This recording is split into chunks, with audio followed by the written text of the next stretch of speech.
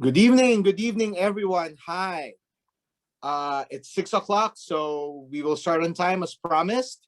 So I will now begin with our call to order. I hope everyone can hear me clearly. Sa ngalan po ni Consul General Edgar Badajos, ako po si Deputy Consul General Ambrosio Enciso. Many of you know me as Ambo. Good evening, everyone. At magandang umaga naman po sa ating mga kasamahan mula sa Pilipinas. Thank you for joining us this evening. Welcome everyone to the official launch and the pilot episode of the webinar series of the Philippine Consulate General in Los Angeles. Tonight's episode, which is our pilot episode, is entitled Gawing Prioridad ang inyong Seguridad, an online financial literacy seminar for Filipino Americans in the United States Southwest. So I want everyone to know, friends, colleagues, kababayans, we worked really hard to bring you this very timely project, and we are just so lucky to have representatives from the Pag-IBIG Fund, particularly their International Operations Group, who are joining us all the way from Manila. And we also have our friends, our very dependable and friendly friends from the Los Angeles branch of the Philippine National Bank, or PNB, who are also our partners for this event. Thank you for joining us tonight. We would also like to thank all of our friends from the Fil-Am community, the business media organizations who are represented here this evening. Maraming salamat po sa inyong pagsali sa aming webinar na ito. So I think I'm seeing from our participant list that we are more or less, everyone's here and everyone's on time. Maraming salamat po. So we can now begin the formal part of our program. As you all know, we have a new congen in Los Angeles. Consul General flew into LA to assume his post directly from Jeddah in the Kingdom of Saudi Arabia on the 6th of April 2021. So mga 1.5 months pa lang si Congen dito. He served prior to LA as Congen in Jeddah, which is the western region of Saudi Arabia, since February of 2018. He hails from Bangued Abra and graduated from the University of the Philippines College of Law after his Bachelor of Arts degree, which he also obtained from UP Baguio. He joined the DFA, or our Department of Foreign Affairs, in 1997, and he has served various positions there. And he has also been assigned to many posts by now, including the Philippine Consulate General in Toronto, our Consulate General in New York, and the Philippine Embassy in Bangkok, Thailand. Unfortunately, si Congen can't be with us tonight because of an important event with the Los Angeles Sheriff's Department, but he made sure to set aside time to record a welcome message for all of us. Kaya naman, mga binibini, ginang at ginoo, please lend your ears for the welcome remarks of Consul General Edgar Barairo Badajos.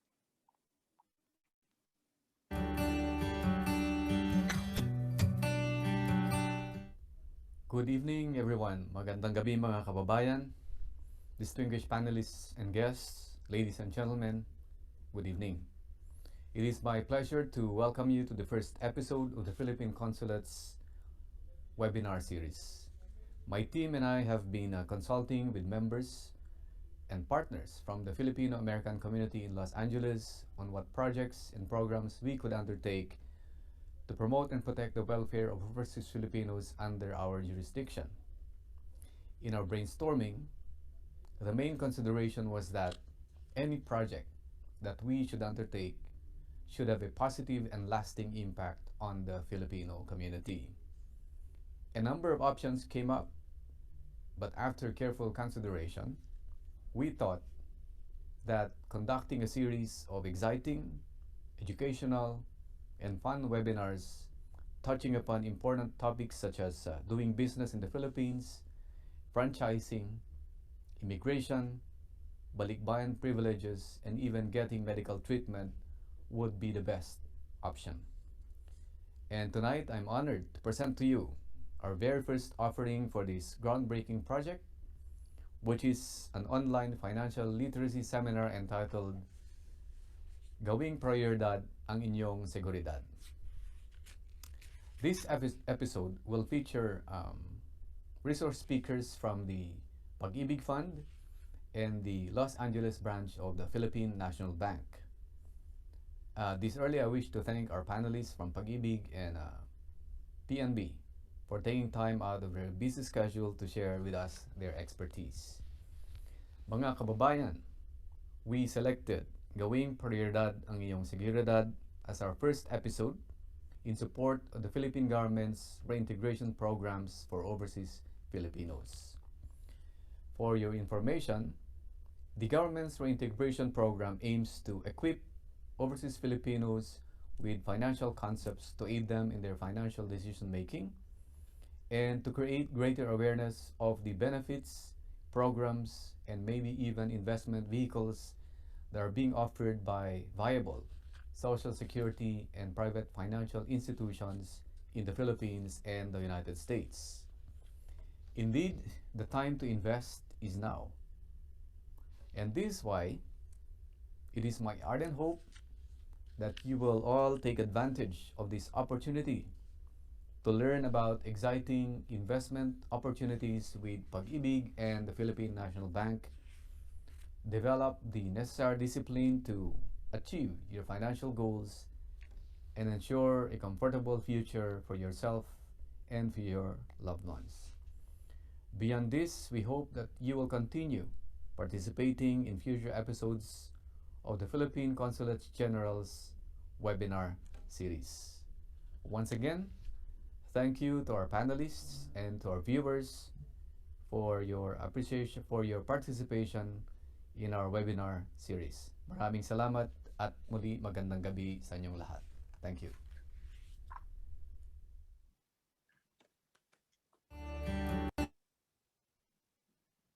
Thank you, Conjun Ed. Moving on with the program, I now give the virtual floor to my colleague from our Cultural and Community Relations section, Ms. Maria Dolores Sales, to introduce you our first speaker from Pag-IBIG Fund. Thank you po, DCG and CISO. Magandang gabi po sa lahat. This is Dolores Sales. It's so great to see so many familiar faces here tonight. Our first speaker is the Marketing Officer for the Pag-IBIG Fund's International Operations Group's virtual office in North America. Ladies and gentlemen, let us all welcome Ms. Maria Ana Karina Z. Ortiz.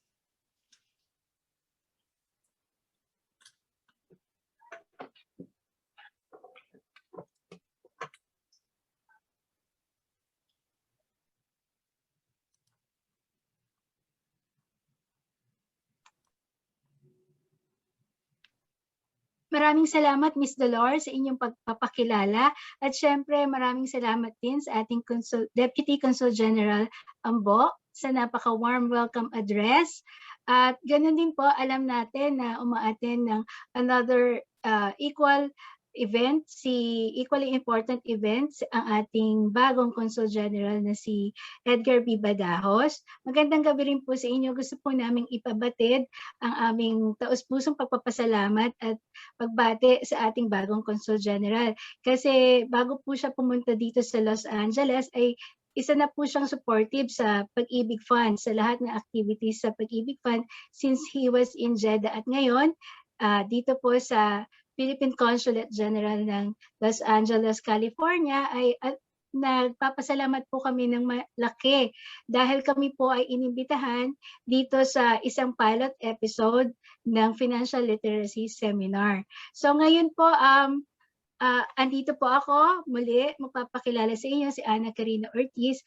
I do hope na sana po at the end of the session ay masagot ko yung katanungan na as posted sa official page ng Philippine Consulate General in Los Angeles. Ang tanong po ay, may pag-ibig ka na ba? Baka ito na ang pagkakataon na makatagpo ka. Napaka-exciting po ng pag-uusapan natin at napakaganda rin po ng intention ng ating Philippine Consulate General dito sa Los Angeles na gawing prioridad ang inyong seguridad. So ngayon po, hindi ko na patatagalin as we are just allotted for 20 minutes. I will go quickly with my presentation. I'll be sharing my slides now. Okay.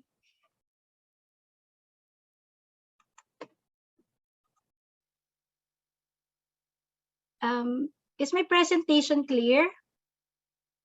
And my audio doing well, ma'am? Yes, Miss Ana. Okay. So, eto na po si Pag-IBIG Fund. Bago ko sagutin ang inyong katanungan, wait lang. Once again, eto po kami sa virtual office North America. Later on po, iimbitahan ko kayo sa nalalapit naming webinar para sa lahat ng kababayan natin dito sa North America. At ngayon po, bago ko sagutin yung katanungan kanina na ni-raise ko, gusto ko muna ipakilala sa inyo kung sino ba si Pag-IBIG Fund sa buhay nyo. Ngayon po, ito po ang ibig sabihin ni Pag-IBIG Fund. Ang ating pong ibig sabihin ay pagtutulungan sa kinabukasan, ikaw, bangko, industriya at gobyerno. Si Home Development Fund or mas kilala bilang Pag-IBIG Fund ay isa po kaming ahensya ng Pilipinas. Kami po ay isang government-owned and controlled corporation under the Department of Human Settlements and Urban Development, kung saan pinamumunuan po siya ni Secretary Eduardo Del Rosario. At kami rin po ay merong dalawang mandato. Ito po ay yung aming Administration of the National Savings Program. Ito po yung programang paipon na pag-uusapan natin ngayon dahil ang topic natin ay tungkol sa financial literacy. At yung another mandate po natin ay yung affordable shelter financing o yung housing loan programs para sa lahat ng Pilipinos, whether ikaw ay employed locally or foreign-based employers, as well as yung pong mga voluntary or self-employed members natin, nag-o-offer din po si Pag-IBIG ng mga cash loan or yung tinatawag nating short-term loans, at meron din kayong access para sa housing loan programs. So, ngayon po, let me share ilan lang sa snapshot ni Pag-IBIG Fund as of last year. Si Pag-IBIG po ay nag-i-increase ang atin as our history. We have an increasing number of active members. As of last year, December, meron po tayong 12.77 million active members. Included na po dyan si kababayan nating OFWs, whether sila ay land-based or sea-based. At nagkaroon din po tayo ng total asset na 669.82 billion pesos with a membership savings of 48.2 billion pesos.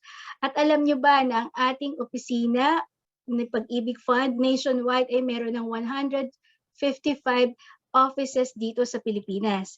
At sa abroad naman, we have 20 overseas posts. Ngayon po, it has also been posted last year, ang kinita natin or nagkaroon tayo ng net income na 31.18 billion pesos. At ito naman po ay nagkaroon ng dividendong payout natin ay naging 29.40 billion pesos. Ito po yung pinaghahati-hatian natin bilang dividendo. At ito po ay nakabase dun sa ating last year na diniklara na 5.62% dun sa ating regular savings. While 6.12 naman siya dun sa ating MP2 savings. So napakaganda po ng ating programa. Kitang-kita nyo na despite na economic shutdown due to COVID-19 ay talagang maganda pa rin po ang performance ni Pag-IBIG Fund. At ngayon po, ito ay isang overview ang nakikita nyo kung ano-ano ba yung mga benepisyo at programa na dapat ma-enjoy nyo bilang miyembro kay Pag-IBIG Fund kahit kayo ay nandyan na sa California. Ngayon po, ito yung ating unang pag-uusapan, yung Pag-IBIG Regular Savings. Ito po yung mandato na nabanggit ko kanina, yung ating programang paipon. Kung saan meron tayong regular savings, ito yung parang nagsuserve bilang ating mandatory savings na pwede rin nating maging retirement or emergency fund. Ngayon, meron din si Pag-IBIG na ino-offer under savings program na modified Pag-IBIG 2 program. Ito po yung another savings platform na voluntary in nature, which a higher yield naman siya dito sa regular savings ni Pag-IBIG. So mas maganda po mamaya pag-usapan natin kasi ito yung madalas na tinatanong ng ating stakeholders, ganun din sa social media. Makikita nyo na marami na rin tayong mga vlogs about that. Ngayon, Sa ating programang Paipon, meron tayong mga programa naman na short-term loans or cash loans. Dito po sa ating short-term loans, meron po tayong tinatawag na multipurpose loan at calamity loans. And then yung second mandate ni Pag-IBIG ay yung Pag-IBIG Housing Loan Program, kung saan lahat po ng ating mga miyembro ay pwedeng ma-enjoy yung pagkuha or pagbili ng mga properties dito sa Pilipinas. At saka ito po, alam niyo ba na last year ay pumalo siya ng napakataas sa history ni Pag-IBIG na take out sa Pag-IBIG Housing Program natin. At syempre, meron din po tayong Loyalty Card Plus. Ito po yung ating tinatawag na transaction card or Pag-IBIG Membership ID. Makikita yung ating, hindi lang siya ID, kundi meron din tayong mga benepisyo na perks and discounts sa ating mga payment partners dito sa local at sa mga international partners natin dyan sa abroad.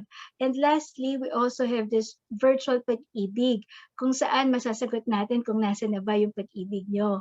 At paano, sana matagpuan nyo, kung nasaan ngayon si Pag-IBIG during the pandemic. Okay, so umpisahan na natin ang ating pag-uusapan doon sa unang programa ni Pag-IBIG na Paipon. So, to give you a short video explainer, ito po siya. Nag-let go ka na ba at hindi na umaasang babalik pa siya? Sa Pag-IBIG, ang 100 peso monthly contribution mo, siguradong babalik sa'yo. May dagdag pa. Here's how. Ang monthly contribution mo at employer counterpart share ay naiipon bilang Pag-IBIG savings mo. Your savings earn high dividends every year. The dividends you earn are tax-free. Ang iyong Pag-IBIG savings at kasamang dividendo ay mawi-withdraw mo after 20 years. Wait lang, there's more! You can also save more than 100 pesos to get more benefits and bigger short-term loans. Or mag-modify Pag-IBIG MP2 savings ka. The MP2 is a voluntary savings program that provides earlier maturity of only 5 years. You can save as little as 500 pesos a month in the MP2. Mapa-regular Pag-IBIG savings or MP2 savings, ang buong savings mo ay government guaranteed. Kaya save lang ng save! Dahil mas matamis pag bumalik ang Pag-IBIG.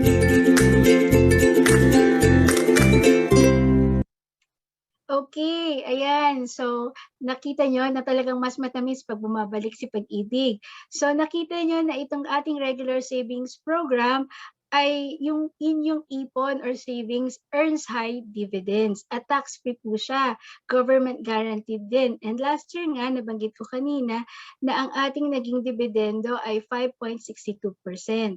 Alam ko po, most of you had the chance na makapag-work dito sa Pilipinas bago kayo makarating dyan sa LA, di ba po? Whether kayo ay naging private or government employee, kayo ay mandated na makapaghulog or makapag-share ng 100 bilang empleyado at ito naman ay tinatapatan ng another 100 pesos. Ito yung tinatawag na employer counterpart naman kung saan pumapasok monthly yung inyong 200 pesos.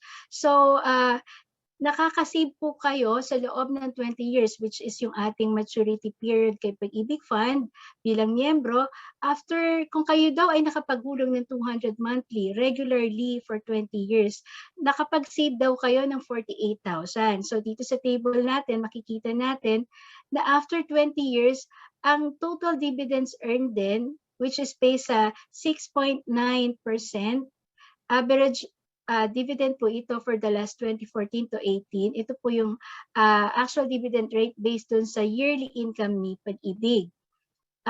Halos naging doble po yung inyong savings.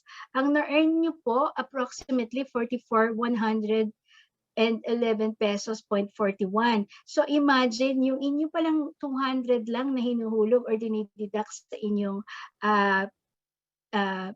sahod ay pumapalo ng 48 bilang savings at kumita ng 44,000. So halos na doble. Kaya naman after 20 years, pwede mo na siyang maklaim or ma-withdraw almost 92,111.41. Imagine meron ka na almost 100,000 pesos.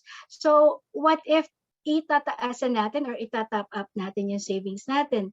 Let's say we're going to top up for 600, 1, 2, or even 3,000. Ibig sabihin pala, sa 3,000 na regular monthly tayo, ay meron tayo sa loob na 20 years na naipon na 720.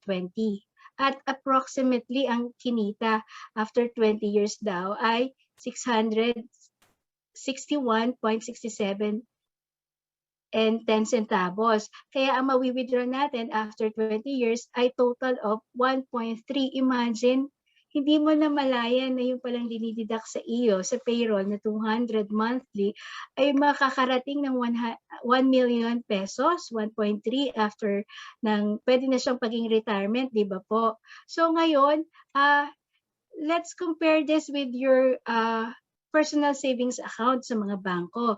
Yung savings account mo kay Pag-IBIG ay kumikita ng malaki, di ba sabi higher yield siya. Tapos last year dineclare siya na 5.62 per annum. While sa mga bangko, actually less than 1% lang sila.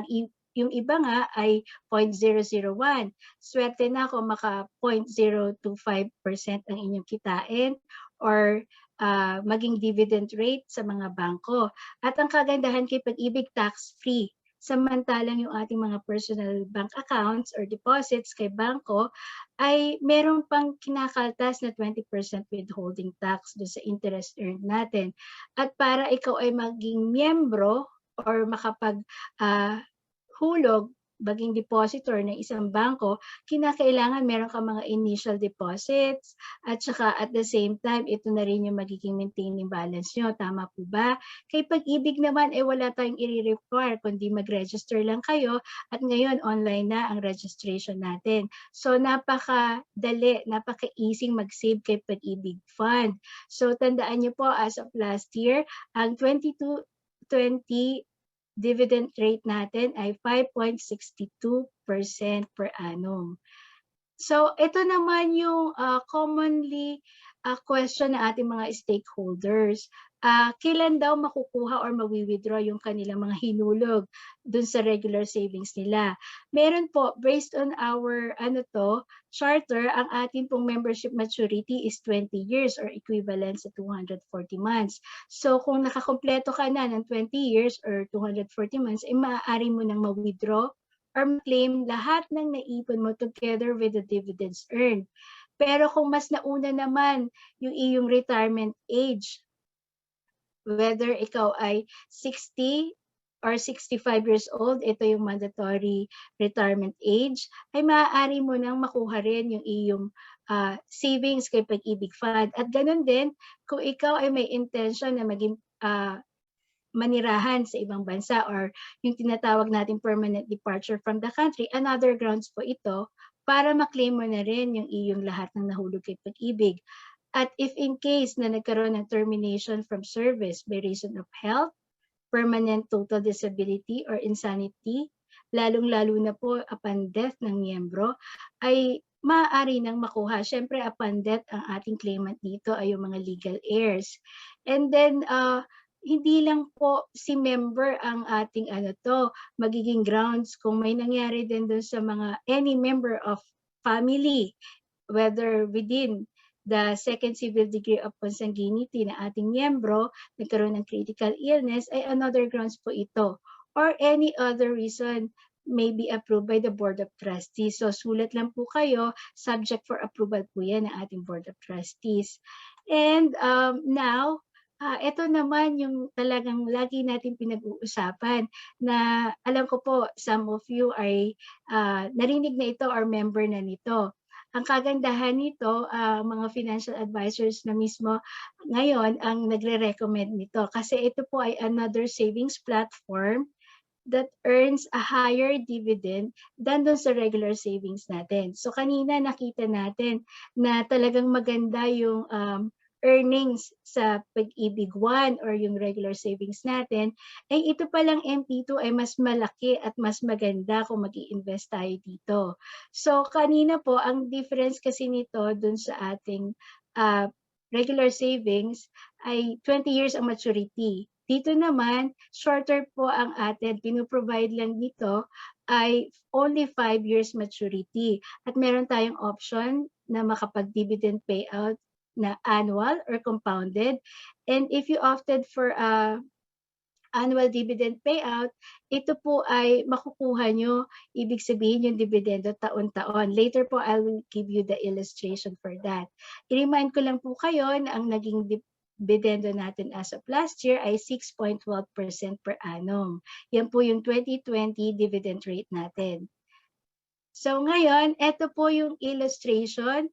If you're going to save on a monthly regular savings natin with a minimum 500 pesos na contribution.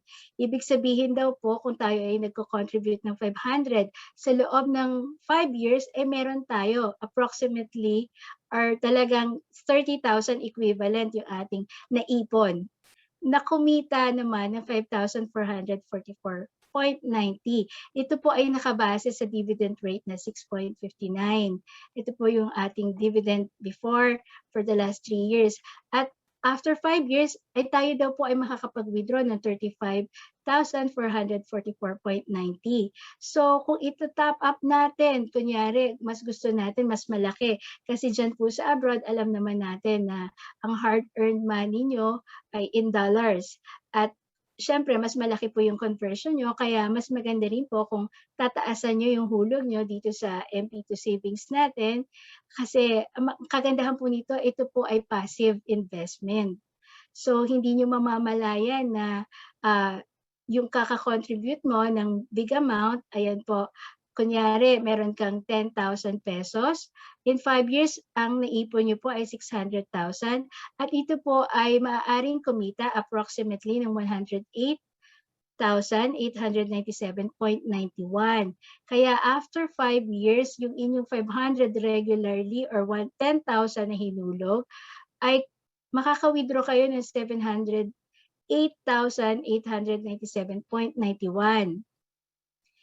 Pero i-compare natin kasi meron pala tayong choice or option na makapag one-time remit. Ito yung tinatawag na one-time big-time remittance. Kasi if you have a big money or big amount ngayon, ay maaari ka na pala maghulog one-time lang. Kunyari, meron kang 30,000, ihulog mo na siya. Ngayon pa lang, sa taong ito, kikita na siya ng 11,276.57. Kung after 5 years na naghulog ka ng 30,000, meron kang kinita na 11, di ba? So, after 5 years, naging siyang 41,276.57. So, imagine, ang laki ng kinita. 30,000 mo, after 5 years, wala ka ibang ginawa kasi nga passive investment to. How about kung i-upgrade natin yung ating savings into 1 million? So ito po yung illustration natin, how does your money earn in a million? Kung tayo ay may option annual dividend payout, ang ibig sabihin po niyan, taon-taon makukuha natin yung dividendo. At the end of the year daw, makukuha natin si dividends. Kasi kung iisipin natin sa 5 years at maghuhulog tayo ng 1 million, ang magiging annual dividend nito ay 69. Based po ito sa 6.9 na dividend rate natin for 2018 to 2020. So nakikita nyo dito, kada taon kumikita siya ng 69. At kada taon din, withdrawin natin to kasi annual dividend payout yung ating pinili. So ibig sabihin, ang total na nakuha natin sa 5 taon ay 346,000 pesos. Yan po yung buong kinita ng inyong savings na 1 million. So after 5 years pala, ang makukuha ko ay 1,000 babalik yung principal ko, pero yung dividendo ko ay taon-taon ko nakukuha. Pero if we opted for the cumulative or compounded dividend, ito po yung ating one-time naman na 1 million. Ibagsak mo ng isang beses, sa loob ng isang taon, kumita na siya ng 69. Hindi mo siya kinuha kasi gusto mong i-roll over. Kasi nga, magiging compounded, alam mo siya na i-roll over mo yung principal plus yung dividends earned. Kaya on the next year, another 73,000 ang kinita niya kasi nagsama yung principal at saka yung dividendo. Kaya mas malaki po this time, on the second year, ay mas malaki ang naging dividend rate nyo. At kung taon-taon, inyong susumahin siya, or ang total po niyan sa loob ng 5 years, 397,316.39. So, balikan natin yung kanina. Kanina po, ang tandaan nyo, sa loob ng 5 years na compounded ay 397. Kanina ay 346 lang po kung ang inyong annual dividend payout ang option. So, mas recommendable po itong compounded dividend payout kasi po, mas malaki.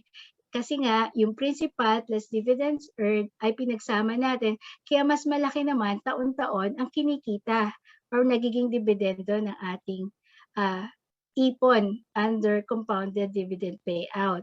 So, eto po, kung kayo ay interesado, nakita nyo rin naman po kanina na dun sa ating video explainer kung anong difference nitong dalawa, shorter po itong si MP2 at kung interesado kayo, kasi it's so easy to save.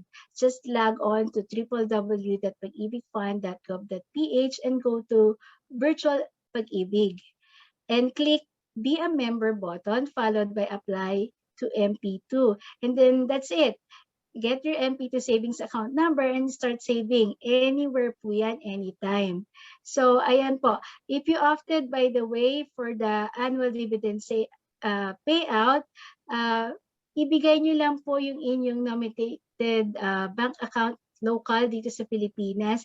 And later on, pag-usapan po natin together with PNB kung ano ba yung mai-offer nila, kung paano tayo matulungan para dito sa pag-release ng ating mga dividendo. Ayan po. Pagdating naman po sa short-term loans, we have the multi-purpose loan. Ito po yung ready and reliable cash loan.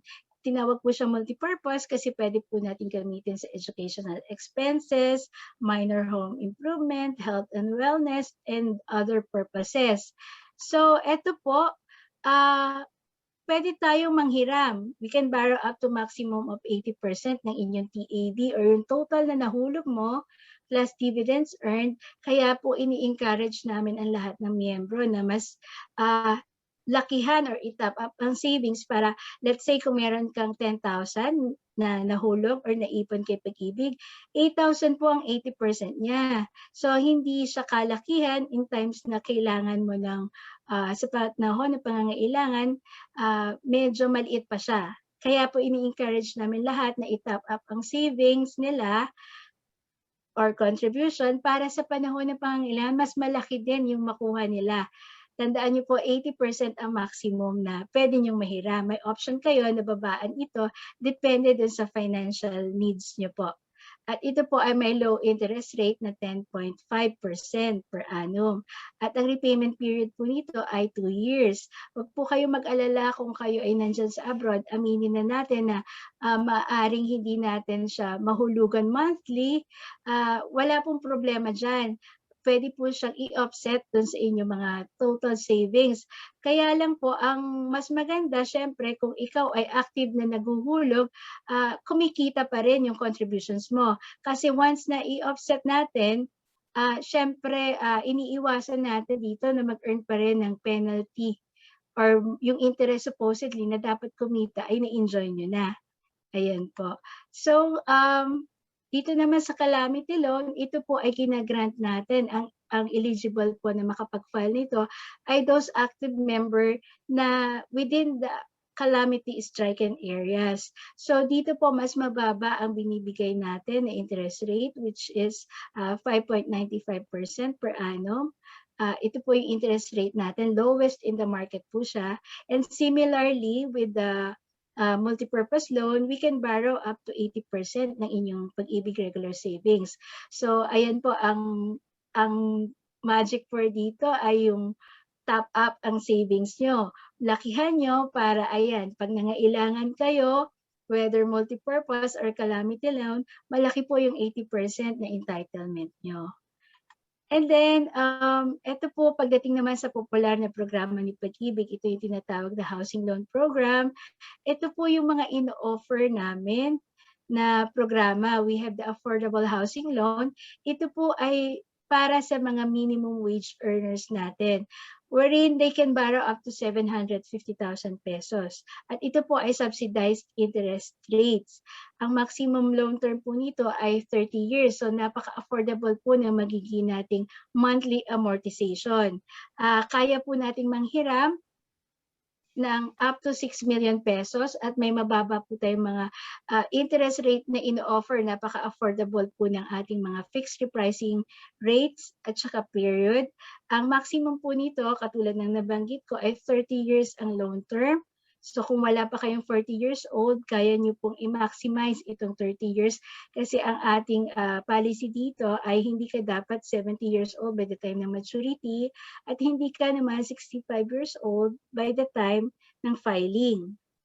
At lahat po ng miyembro ay kayang mag-enjoy ng loan purpose under housing.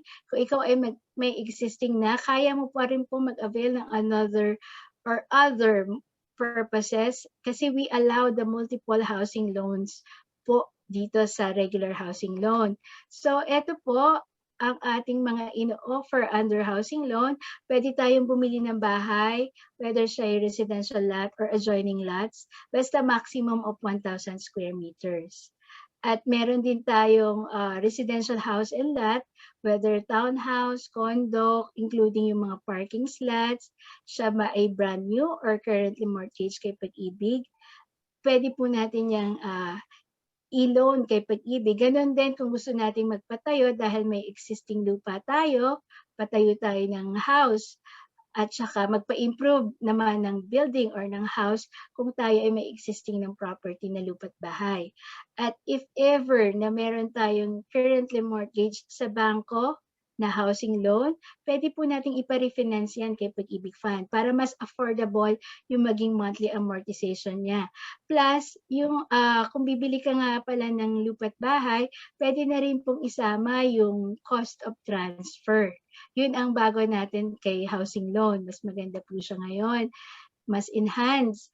At ito po yung mga eligible kung sino-sino yung pwede mag-apply. Yun daw pong lahat ng active members ni Pag-IBIG with at least 24 months savings. Hindi siya, katulad na nabanggit ko kanina, hindi siya 65 years old by the time of filing at hindi siya 70 years old by the time ng maturity. At dapat din may legal capacity to acquire and encumber real property. Ibig sabihin, ikaw ay 18 years old of age and above at ikaw ay Filipino citizen. Dapat din ay wala kang Pag-IBIG housing loan na na-foreclose, na-cancel, na-bought back, or voluntary surrendered. Ito yung tinatawag na dasyon in pago. At ganun din, dapat din ay wala kang existing Pag-IBIG housing loan or short-term loan na in arrears. Kailangan po dapat updated ang ating amortization para maganda yung standing ng membership nyo kay Pag-IBIG to be eligible for this housing loan program. And ito po yung in-offer natin na very affordable rates. Ito yung mga fixing rates. Pwede nyo po siyang i-capture or screenshot. Ayan po. So makikita nyo ang ating fixing rates ay meron tayong in-offer na lowest interest na 5.75%. Ito po ay effective as of January hanggang June na lang this year. At ayan po, may enjoy nyo siya hanggang sa pinakamataas na 9.875% sa loob ng 30 years. So, ito po sa housing loan ay maaari natin, another session tayo mag-focus dito kasi 20 minutes lang tayo. So, I'll be very quick with my presentation. Kaya ngayon, ito po, i-screenshot nyo lang itong actual need. Ito po ang magiging basis natin for the eligibility ng ating or the loan takeout yung magiging amount natin nakabase sa actual need. Kung bibili tayo ng lupa't bahay, ang pagbabasehan natin ay yung selling price. Yung pag-refinancing naman, yung currently mortgage sa bangko, yung outstanding loan balance niyo po kay bangko. And then kung magpapatayo kayo ng bahay or magpapa-improve, nakabase naman po sa plano na ginawa ni engineer or architect, yung total construction cost.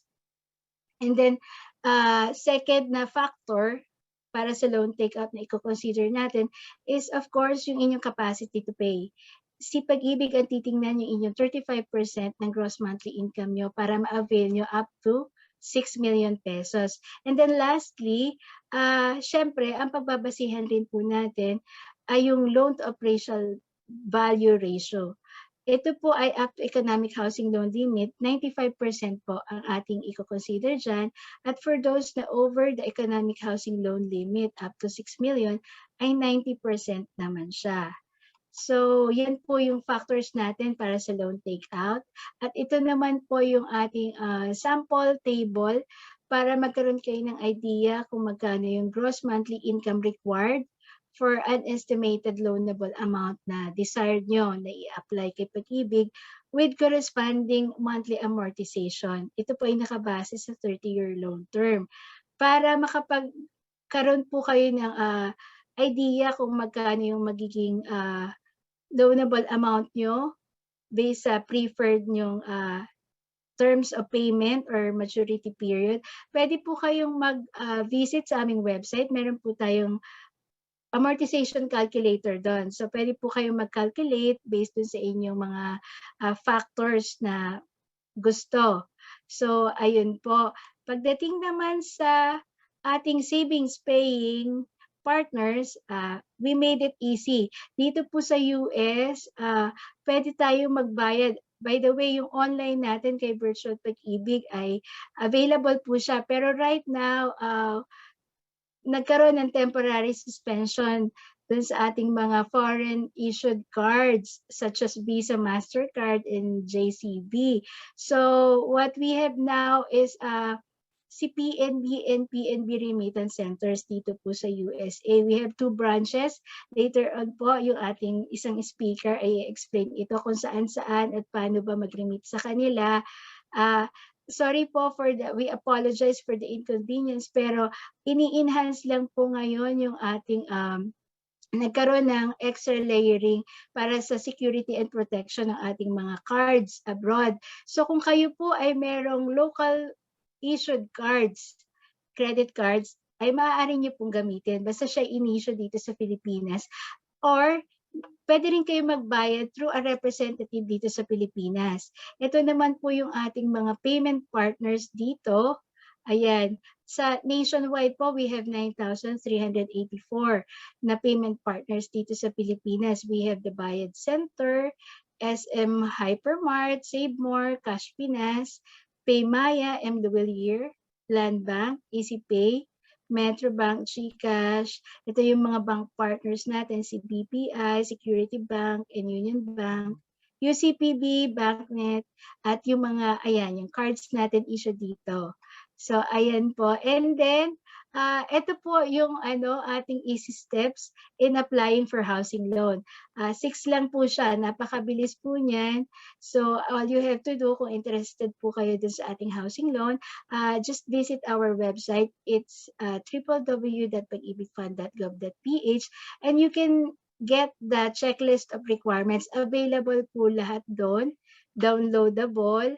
So, pwede nyo pong i-print lang siya, and then for the submission ng housing loan application, yung technical and documentary requirements, ito po ay can only be done and evaluated dito sa Pilipinas. So kung kayo po ay merong representative, kailangan nyo lang pong mag-issue ng SPA. Basta siya ay apostilled or consularized, maaari po namin i-honor yung inyong representative. And then, pag na-approve naman po siya, makaka-receive po kayo ng notice of approval and letter of guarantee sa inyong seller na ginagarantiyan namin mabayaran siya. Basta ma-receive namin yung kompletong documentary requirements kay Pag-IBIG Fund. And once na nag-sign na kayo at nasubmit nyo na lahat ng NOAA requirements, marirelease na po namin yung inyong loan proceeds. And then, ayan po, pwede nyo na pong mag-start na ba-improve at saka mag-ano ng construction nyo kung kayo naman ay magpapatayo ng bahay.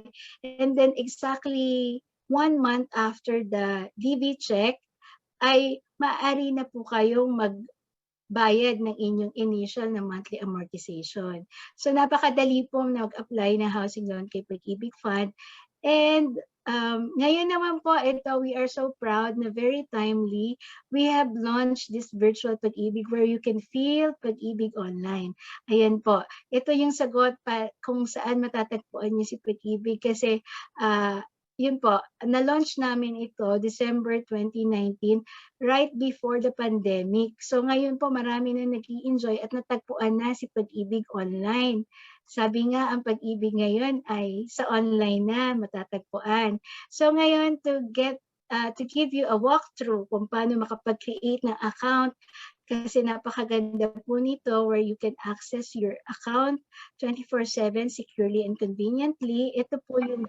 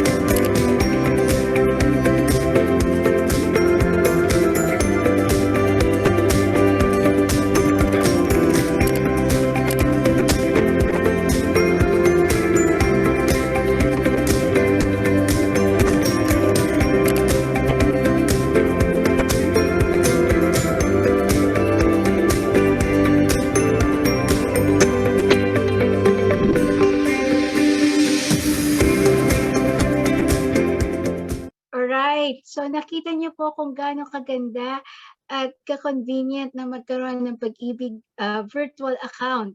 Kasi po kung saan transact nyo, may enjoy nyo yung services ni Pag-IBIG.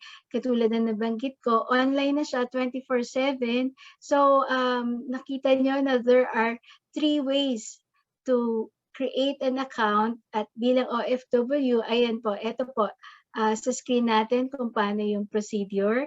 Kailangan po, ayan, so login lang kayo dun sa ating website, ide-direct na kayo dyan. And lastly, we have this Pag-IBIG Loyalty Card Plus. Ito po yung nagsuserve as our membership identification and transaction card with the fund.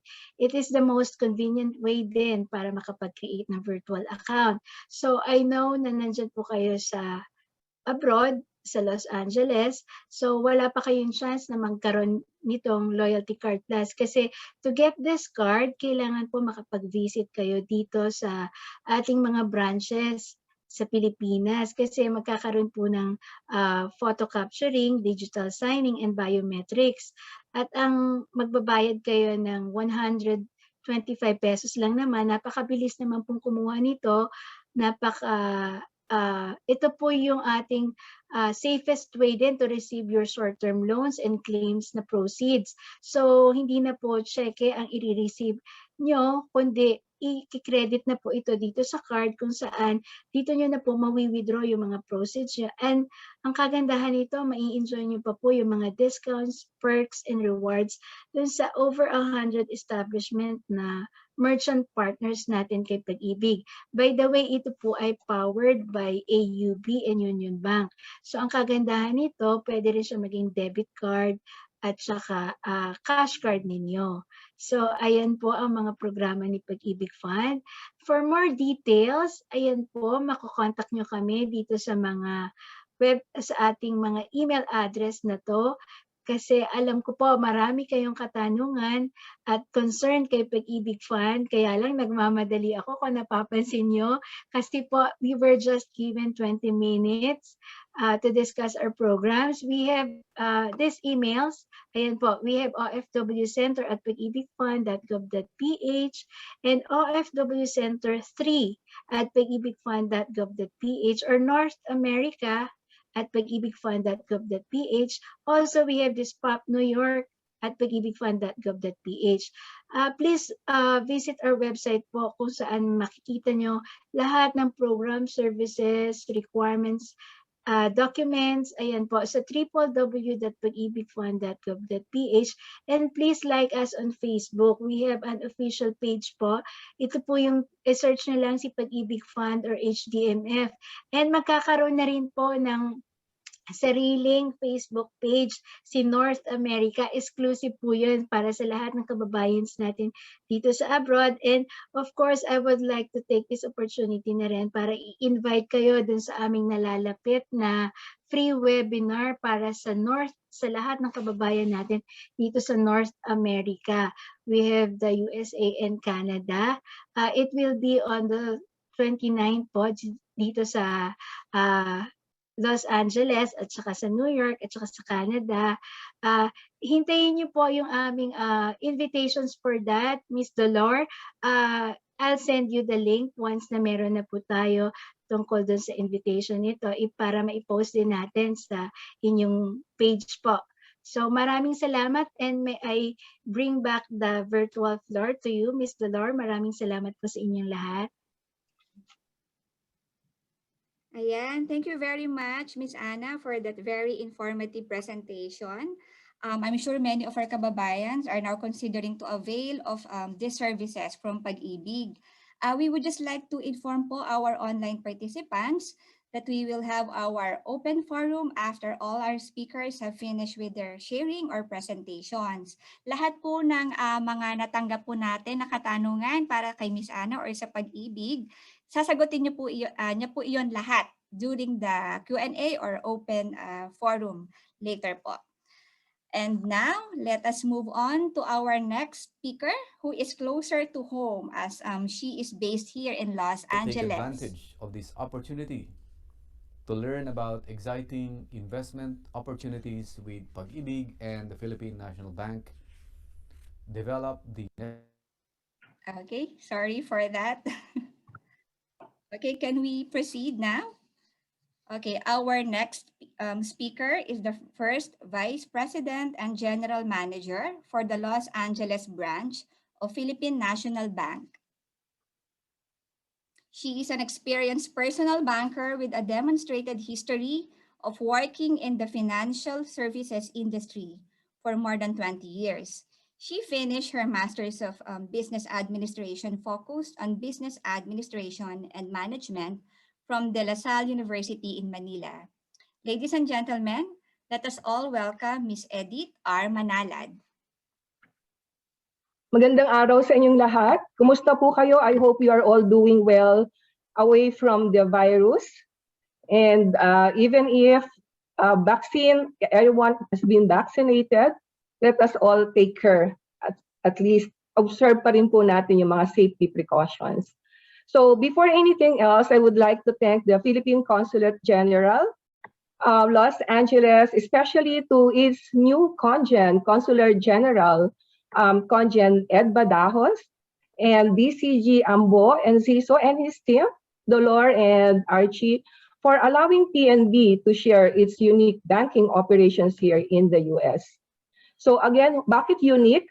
What makes it different from other local banks in the Philippines? Well, number one, PNB is the only Philippine bank that has presence here in the US. We have two branches. We have the PNB New York and PNB Los Angeles. So kami lang po yung pwede mag-facilitate ng mga banking transactions nyo in the Philippines. Let's say you want to open an account, hindi mo na kailangang umuwi ng Pilipinas. We can facilitate it for you here. And you can have your Philippine-based account. You can have your ATM change. You can withdraw your funds in the Philippines going here in the United States. So kung meron kang peso account in the Philippines, pagdating dito sa US, withdraw mo, it will become dollars. So for those who have ATM cards, especially for our SSS pensioners who cannot go home to withdraw their money, we give them ATM cards so that they can withdraw their monies here at any ATM here in the US with MasterCard logo.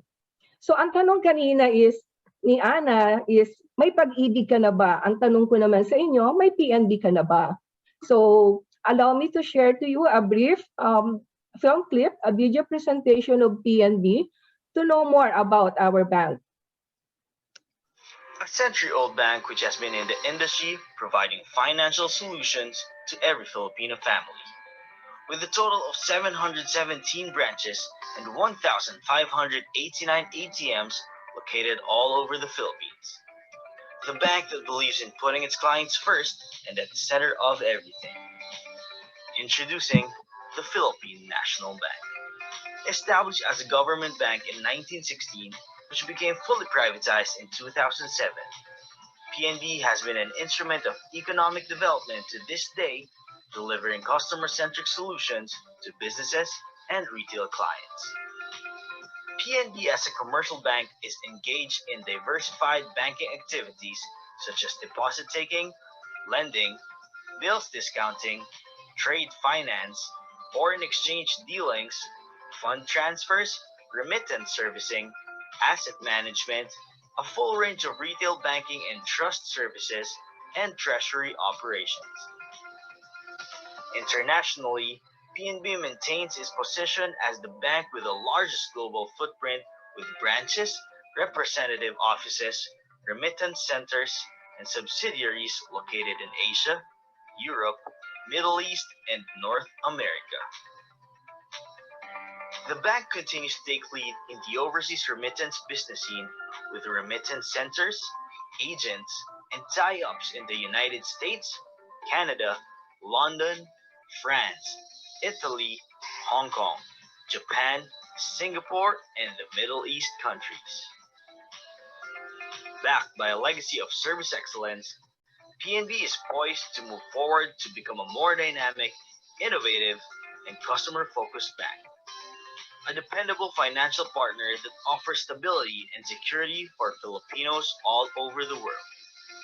Masasandalan kahit saan, kahit kailan. You want to know more? Visit www.pnb.com.ph for more information.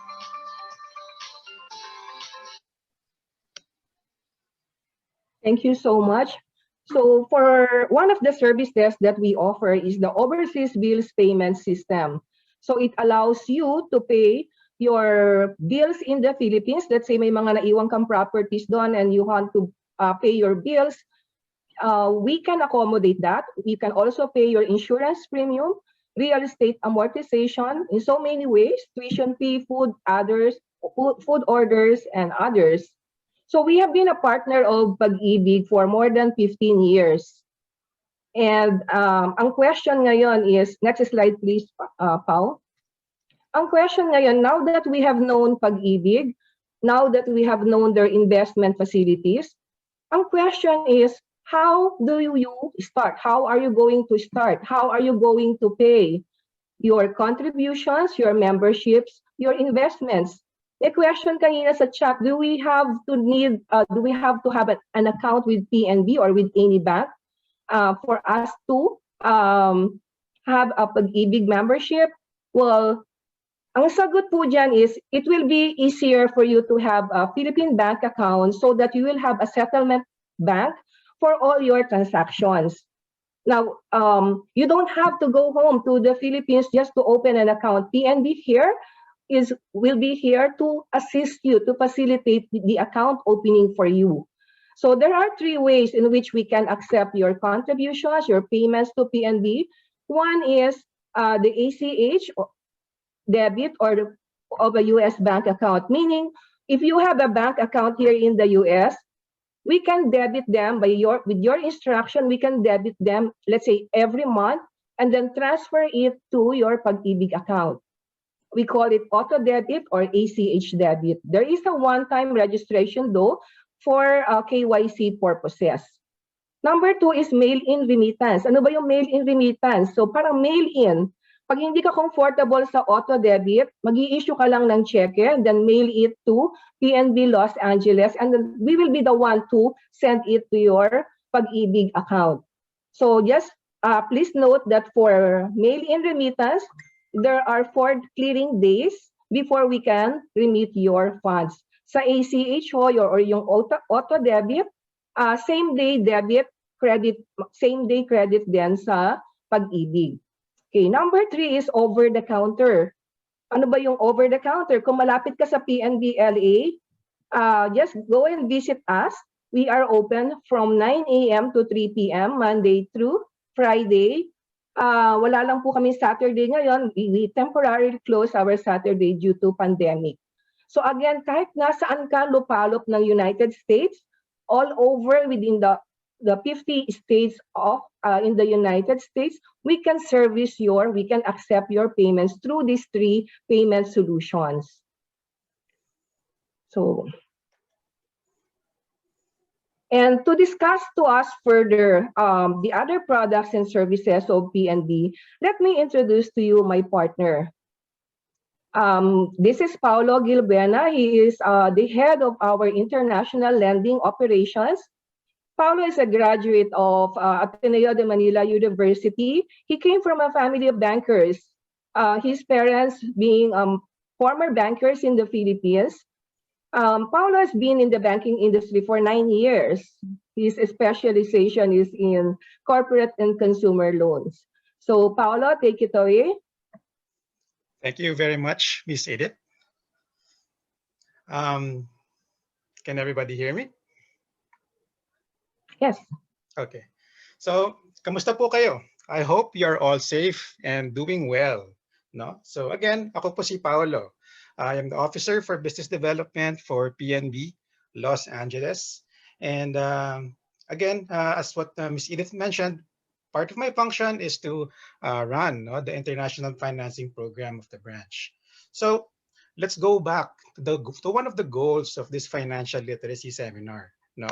So one of the goals that our Congen Ed wants us to do is to equip the Filipino-American community with basic financial concepts that may aid in the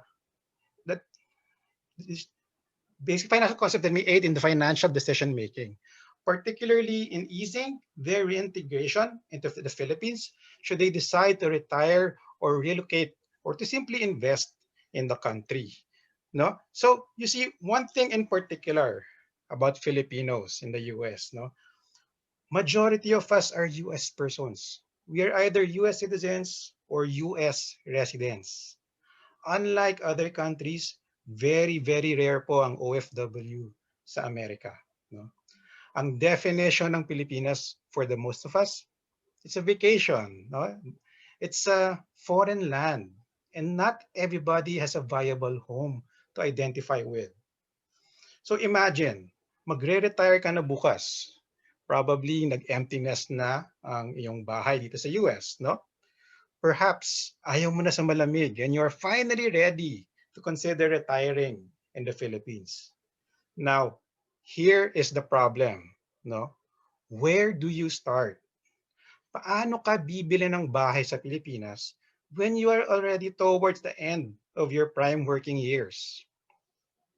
Ladies and gentlemen, allow me to introduce to you the OWN a Philippine Home Loan Program. It's an optimized financing program specifically designed to help US persons purchase and invest in residential properties in the Philippines. So what is OPHL?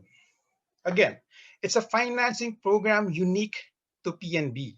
It's a financing program that no other Philippine bank and no other US bank can do. It allows Filipinos and non-Filipinos residing and working abroad an easy way to obtain bank financing for residential real estate investments in the Philippines. Again, the program is offered all around the world. But by the end of this presentation, I hope you will realize the beauty of the OPHL program, particularly with PNB Los Angeles.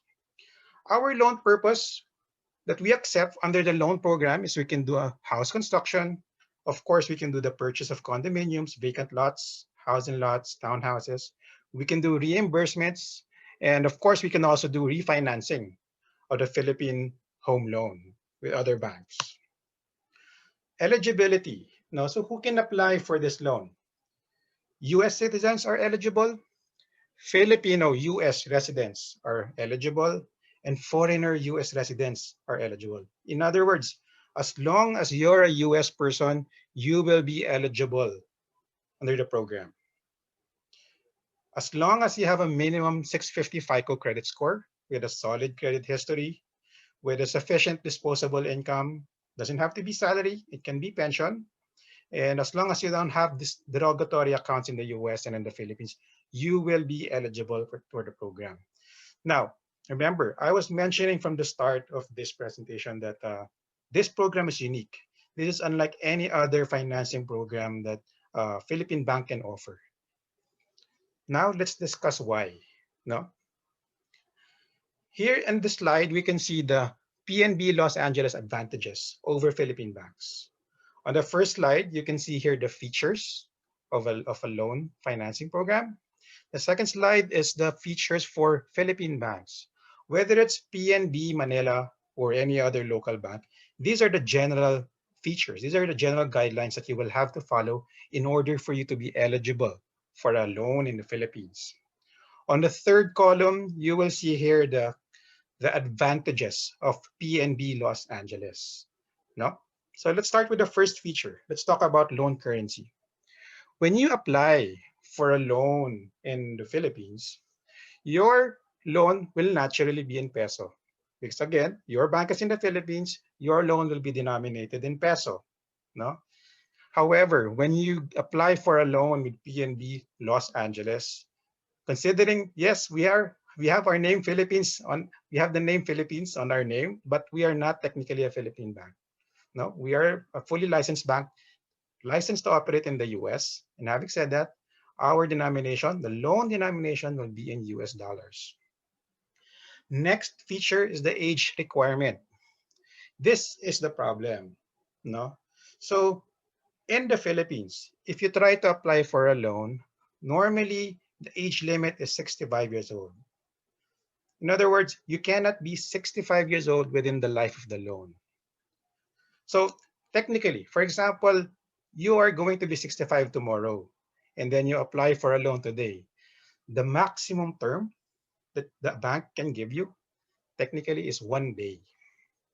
Now, let's go over to PNB Los Angeles.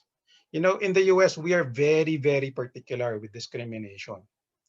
There are various different types of discrimination, and one of them is credit opportunity. Having said that, and being a licensed bank in the US, we are not allowed to ask about your age. If you come to me and then you tell me, "Oy, Pao, I want to apply for a loan, but I'm 100 years old. Pwede ba ako mag-apply sa iyo?" I cannot say no. I'm supposed to take in your submissions based on the merits of your application. Now, take note. We are talking about helping you secure investments or probably your retirement home in the Philippines. The keyword here is retirement. How can you apply for a loan if there's an age limit on a financing program? So this is one of the beauties. This is one of the advantages of this financing program. The next feature is citizenship requirements. In the Philippines, they will ask you to be Filipino or dual citizen to be eligible for financing. Some banks, they accept American citizens, but they penalize you on that. And from what I understand, some banks, they do an additional 2% interest spread on top of the base rate in order for you to qualify. However, for PNB-LA, again, going back to discrimination, I cannot discriminate. Any US person, regardless of nationality, will be eligible for the program. If you are Filipino and you're a US resident, you will be eligible. If you are American, full-fledged American, you will be eligible for the program. If you are, let's say, Chinese, based in the US, and you want to buy properties in the Philippines, you will be eligible under the program. The next feature is the co-borrower or the attorney-in-fact in the Philippines. So this requirement is a safety net, for Philippine banks. When you apply for a loan in the Philippines, they will automatically require you to get a kamag-anak, probably a kapatid, probably a parent, or whoever who would be willing to join you on the loan.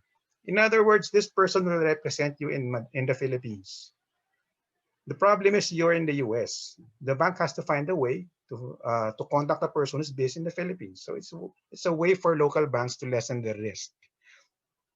Now, for PNB Los Angeles, I will not require you to bother your kamag-anak. We understand the hassle of asking a favor from your kapatid, from your parents, to join you on the loan or to have them sign the documents for you. That will not be, I will not require that under the PNB-LA OPHL program. Again, we are a US bank.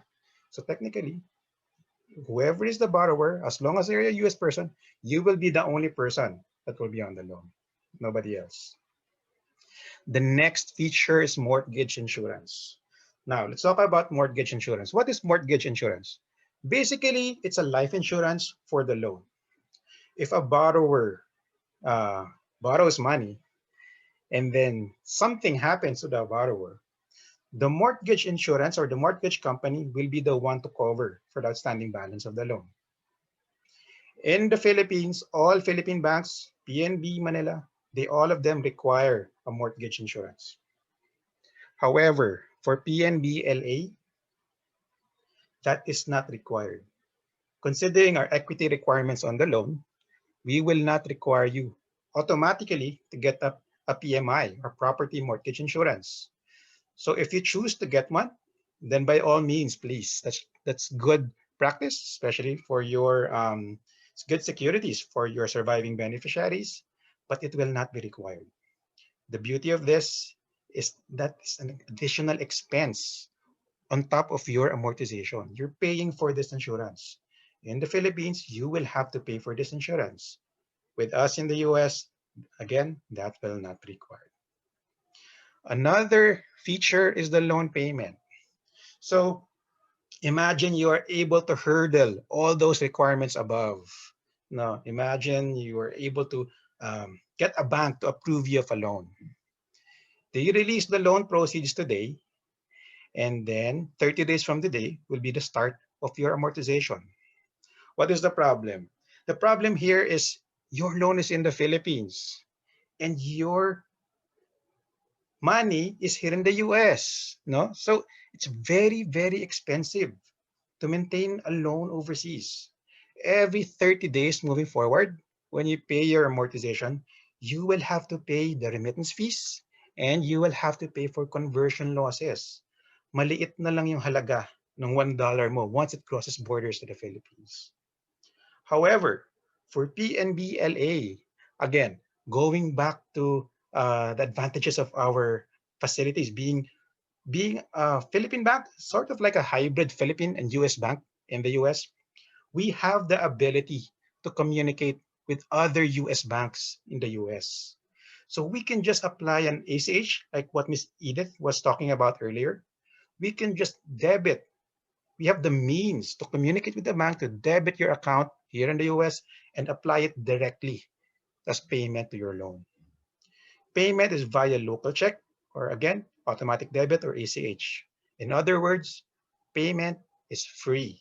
No additional fees, no conversion losses. Imagine the savings, no, from both the mortgage insurance and the loan payment fees. Other features of the program: no banking relationship required. I will not ask you to have a 6 months CASA with the bank. And prepayment penalty only applies within the first year of your loan. After the first year of their loan, after the anniversary of your loan, you're free to pay down the loan anytime with no penalty. So again, no? So hopefully this short presentation gave you a general overview of the beauty of this OPHL program. Like what I mentioned above, this program is specifically designed for US persons. The savings and convenience it will afford you is unparalleled by any other financing program in the Philippines and here in the US. I know a lot of you might have some questions, so feel free to take a picture of the screen, shoot us an email, call us, send us a text message, and I would be more than happy to answer your questions. Once again, thank you everybody for allowing me to present this special financing program. I hope I have imparted some useful information in your endeavor to gawing prioridad ang inyong seguridad. Maraming salamat, Congen Ed, DCG Ambo, Archie, and of course our cultural officer, Ms. Dolor, and the rest of the PCGLA team for this wonderful opportunity. I will now turn over the room back to Ms. Dolor. Maraming salamat din po, Sir Paulo.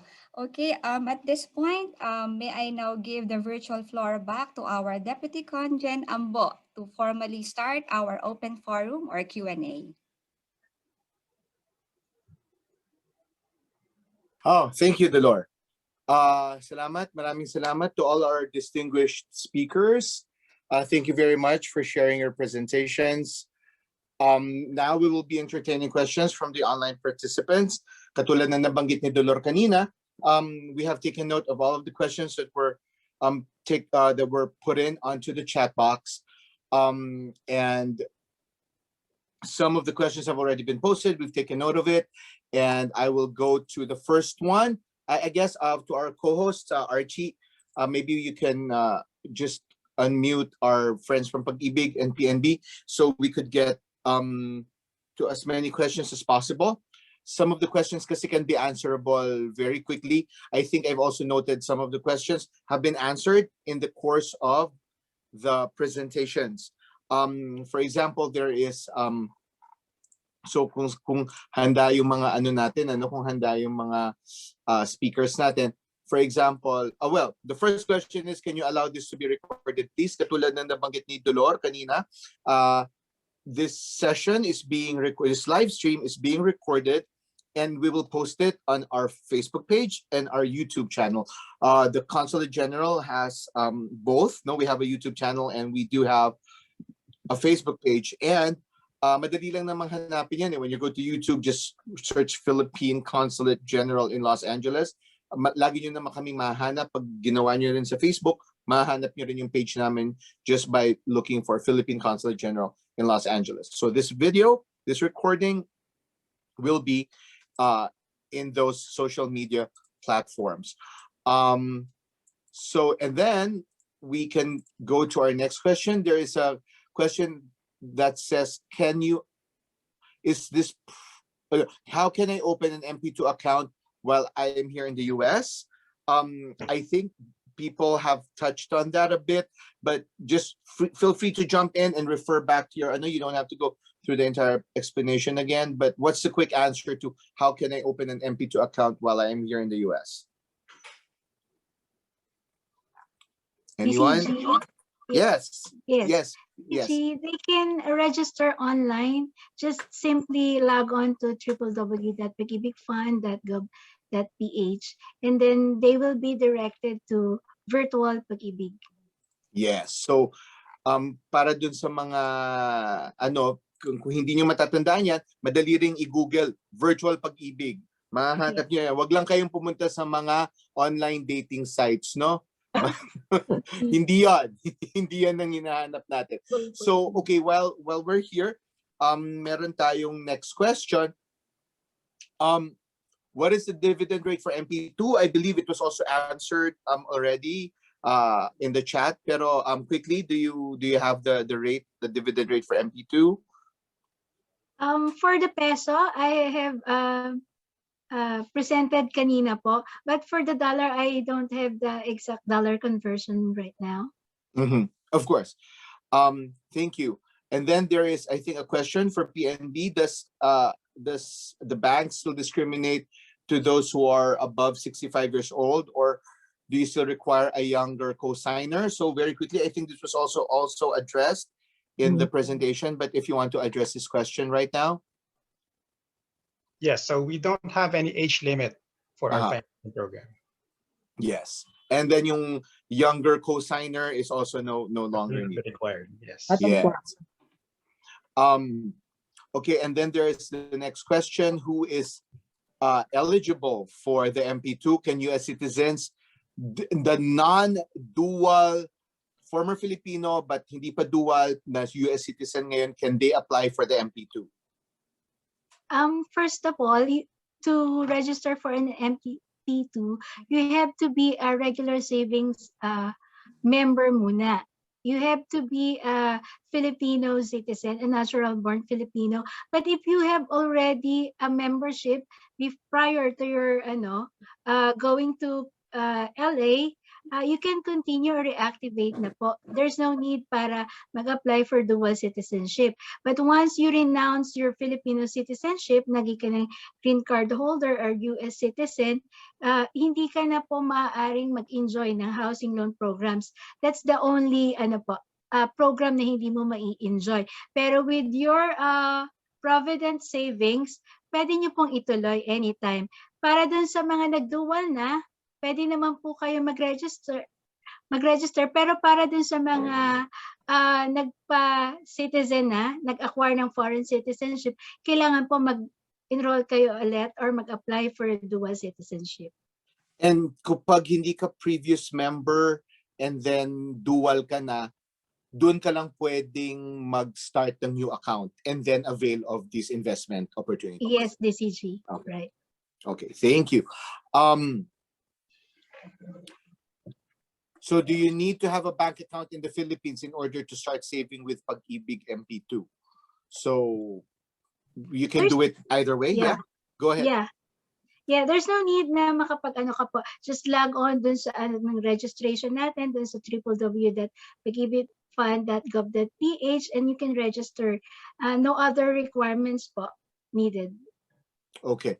But for those na may mga PNB accounts, I know a lot of Filipinos here have PNB accounts. So, Paolo, kung may PNB account ka na rin, you can also connect that. Halimbawa, you want to invest in various things in the Philippines. It can also be, may interface rin ba ito with Pag-IBIG?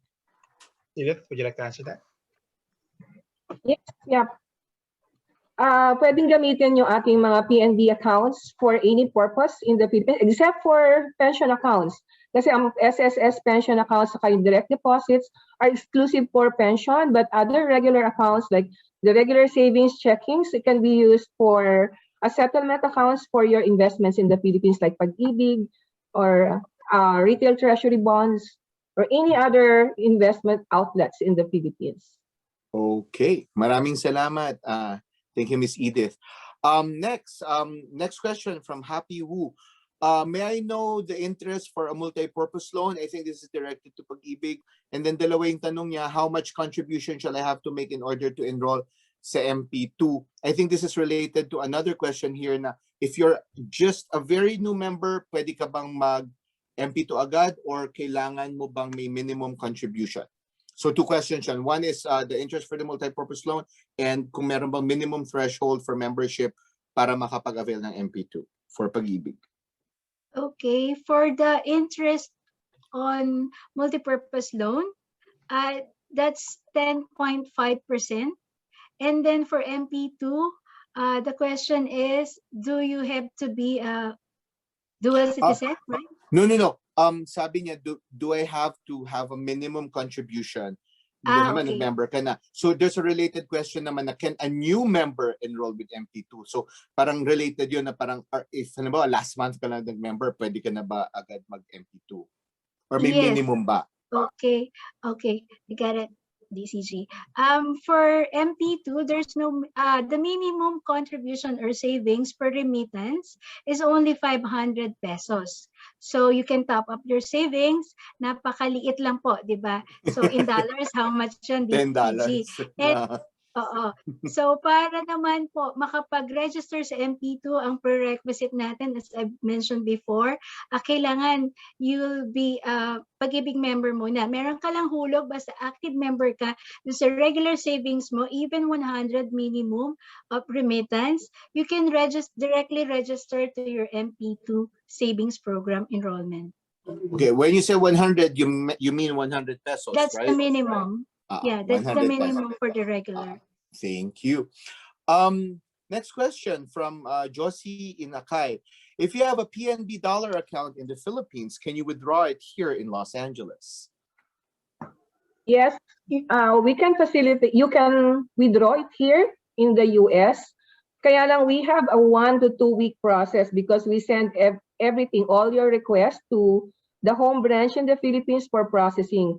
We are not online with Philippine branches. So lahat ng transactions, we send everything to Manila, but you can get your money in 1 to 2 weeks. We Okay. issue them a cashier's check that they can deposit to their US bank account here in the US. Okay, thank you. So may clearing period rin pala, no? But pwede. The point is pwede. Thank you. Okay, there's a question here. I am not the banker, but the question was phrased like this. What is loan to value limitation? Can you I think because both of you talked about loans, since we have PNB online right now, can we make sense of this question? Yes, for the LTV or for the loan to value ratio, so it will depend on the type of collateral that you're going to be purchasing in the Philippines. So Yes. roughly the average is going to be around 70 to 80%. Again, depending if it's going to be a vacant lot or condominium, the average around 70 to 80%. Okay, thank you. Another question for Pag-IBIG from Miss Hazel Manahan. If I made my Pag-IBIG account years ago, but I forgot my account name and password, can I still retrieve it, or do I have to make a new account? Is this the way to do it, just to make a new account? Go ahead, Pag-IBIG. Oh, yes. There's no need to register again kasi ang registration po natin is once lang. Pag member ka na, you can continue or reactivate anytime. Even for so long na hindi mo na siya nabayaran or na lagyan ng savings na funded yung iyong account, okay lang po yun. Anytime you can save anywhere. There in US, we have the PNB remittance partners at saka PNB banks. And then for the reactivation, ang kailangan lang po kasi natin ay yung MID number. That's the only thing na nire-require upon remitting. So if in case na nakalimutan mo yung iyong MID number or wala ka pang MID number, you haven't been issued a MID number, just email us and we then can verify your account and your MID number at the same time. What kind of information can they send you to help you trace your account? Full name? Yes, the basic information like full name, birth date, and if they have a previous employments, yung employers nila, para at the same time then, DCG, we have to update yung mga records ng members natin kasi prior to dun sa kanilang pagpunta dyan sa LA kasi, iba pa yung kanilang maybe the civil status, the email ad, yung contact numbers and everything has been changed. So dapat updated para pag nag-create sila ng virtual account, mag-match yung information nila. Okay.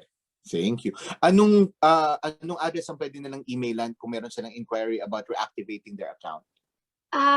Any of the four that I have shown kanina. Okay. We have the OFW Center at pag-ibigfund.gov.ph, North America at pag-ibigfund.gov.ph, and POP New York That's the US account talaga siya, direct, popnewyork@pagibigfund.gov.ph.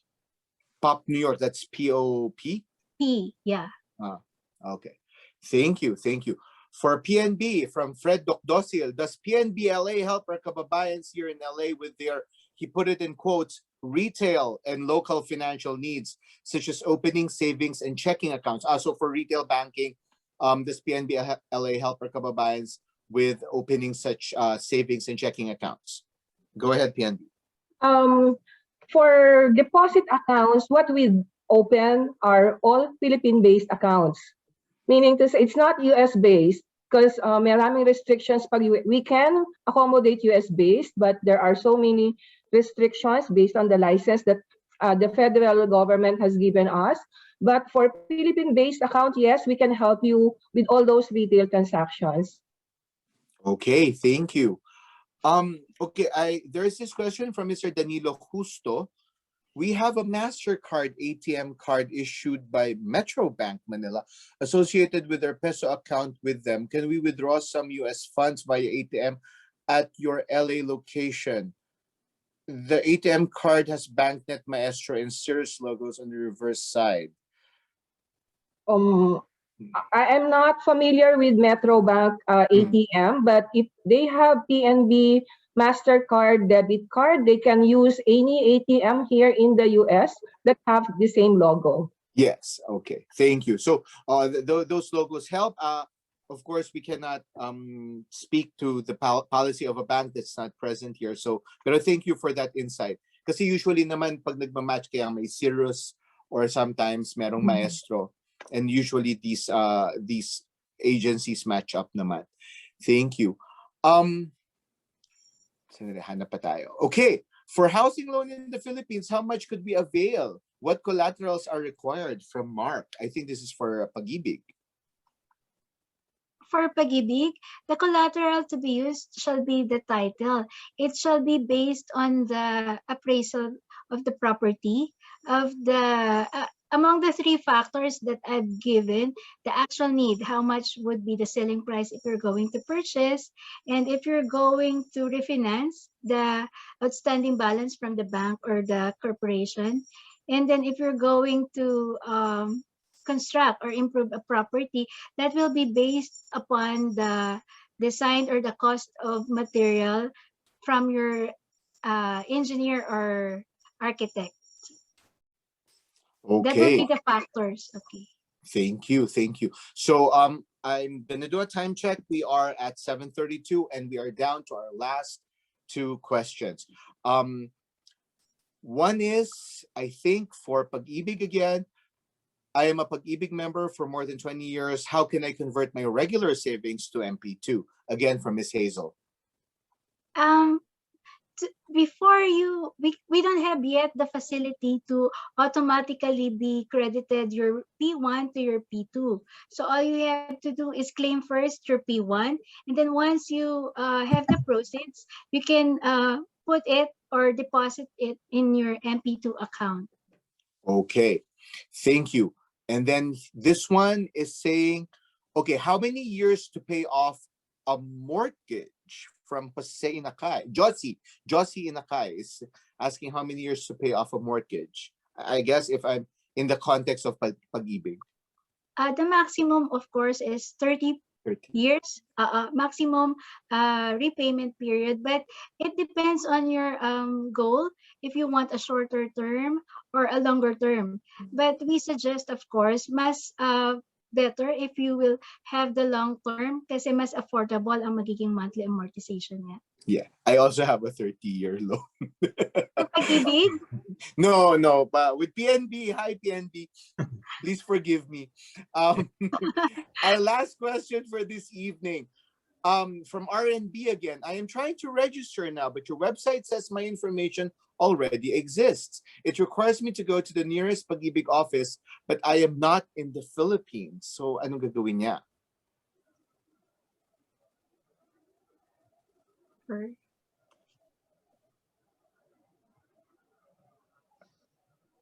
Hello?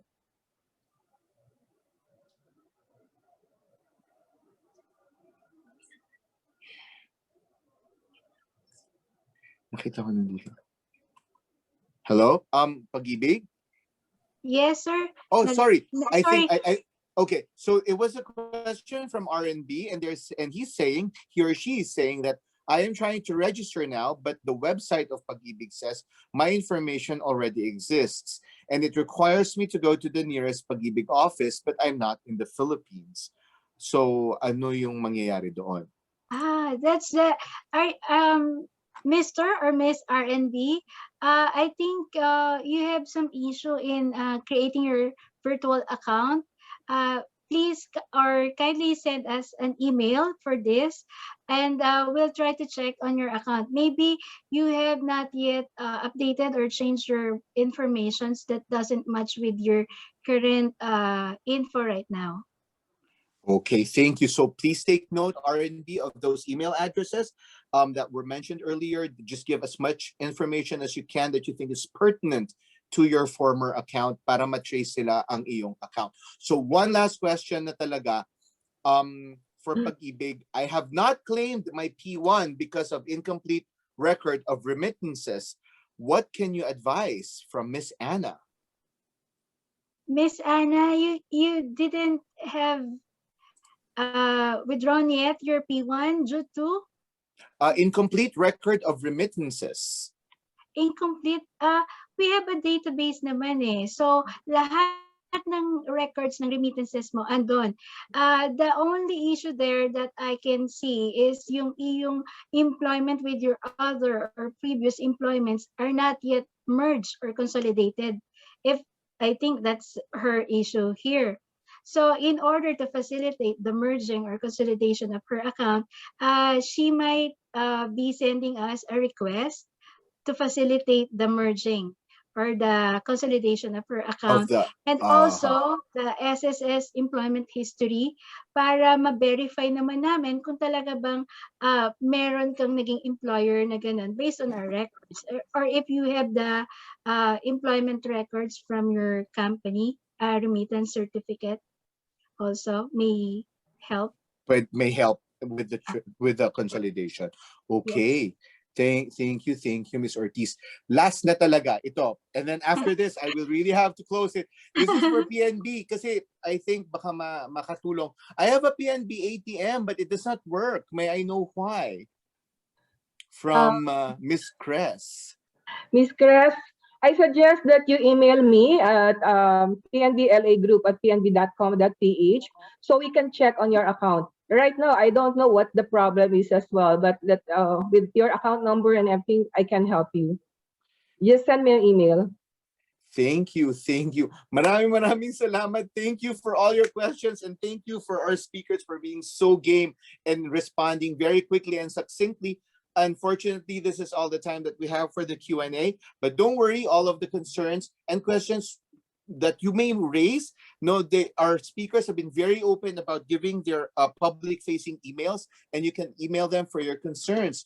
Should you have any follow-ups or other concerns na hindi natin na-tackle tonight. And we really wanted to keep to schedule tonight para hindi magsawa ang ating audience. When the consulate says it begins at 6, we begin at 6, and we don't want a very long and dragging conference. We want it clipped, we want it malaman and meaty, but at the same time very timely. So this concludes the very first episode of the Philippine Consulate General's webinar series. But before that, mag-screenshot daw. So I guess I will just keep on talking para makapag-screenshot tayo to commemorate this event. But as I'm saying, this episode was entitled Gawing Prioridad ng Seguridad, an online virtual financial literacy seminar. The Consulate General will be back with other webinars. As we said, as Conjen said, this is a webinar series. It won't always be financial literacy. There will be other fun topics in the future, but every now and then, babalik tayo to financial literacy because it is very, very important. Maraming salamat po sa lahat ng tune in. Sabi nga natin, gawing prioridad ang inyong seguridad. Kung may natutunan man tayo dito sa ating pandemya is that mas masarap talaga kung meron tayong naiipong pera. So, maghanap tayo ng mga paraan na maging disiplinado sa ating paggastos at maghanap ng magagandang avenue na pagdalhan ng ating finances. And we presented to you a lot of options tonight, and there will be more in the future. Sa ngalan po ni Consul General Ed Badajos at sa aming team dito sa Philippine Consulate General in Los Angeles at sa ngalan ng aming dalawang partners for tonight, Pag-IBIG Fund and Philippine National Bank Los Angeles, maraming salamat po and good night. Bye-bye. Thank you. Thank you po. Thank you. Salamat. Bye-bye. Okay.